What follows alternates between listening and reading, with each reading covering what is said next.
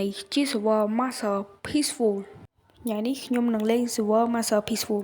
ចាំមើលថាមានរឿងអ្វីកើតឡើងខ្លះនៅក្នុង server Master Peaceful សួស្តីអ្នកគ្នាឥឡូវនេះខ្ញុំបានលេង server Master Peaceful ជាមួយបងប្អូនខ្ញុំបន្ទាប់ពីហ្នឹងខ្ញុំក៏បានដើរតម្រង់ទៅកន្លែងឃ្លាំងដើម្បីយករបស់មកសង់ផ្ទះរបស់ខ្ញុំព្រោះអីខ្ញុំរវល់ធ្វើរបងអញ្ចឹងអត់បានធ្វើផ្ទះខ្ញុំទេឥឡូវខ្ញុំចាប់ដើមធ្វើផ្ទះខ្ញុំហើយអ្នកគ្នាឥឡូវខ្ញុំកំពុងតែរករបស់ហើយខ្ញុំបើទៅកេះឈើមួយហើយខ្ញុំយកឈើមកសង់ផ្ទះឥឡូវខ្ញុំដើរមកដល់កន្លែងសង់ផ្ទះបងប្អូនហើយខ្ញុំក៏ចាប់ដើមដាក់ប្លុកឈើឡើងទៅ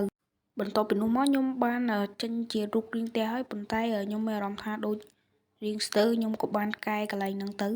មុននឹងខ្ញុំទៅកែផ្ទះហ្នឹងខ្ញុំជួយបងប្អូនខ្ញុំធ្វើស្ពានដែរបងប្អូននេះឥឡូវខ្ញុំកំពុងតែដាក់ប្លុក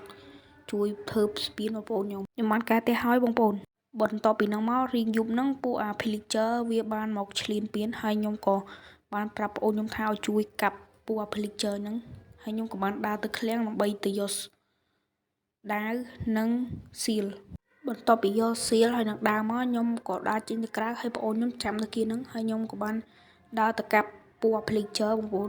បន្ទាប់មកខ្ញុំដើរទៅកាប់ទៅហើយក៏ខ្ញុំកាប់ស្លាប់អស់មួយបងប្អូន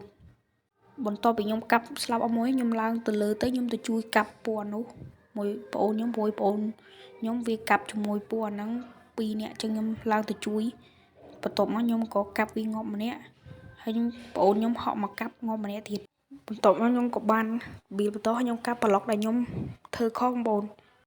ឡូវនេះផ្ទះខ្ញុំធ្វើហើយបងប្អូនតើបងប្អូន rate ឲ្យប្រមាណដែរជម្រាបលាជួបគ្នានៅវីដេអូក្រោយបាយបាយបងប្អូនកុំភ្លេចជួយចុច like and subscribe ឲ្យម្នាក់មួយមកកុំចិត្តអាក្រក់ពេក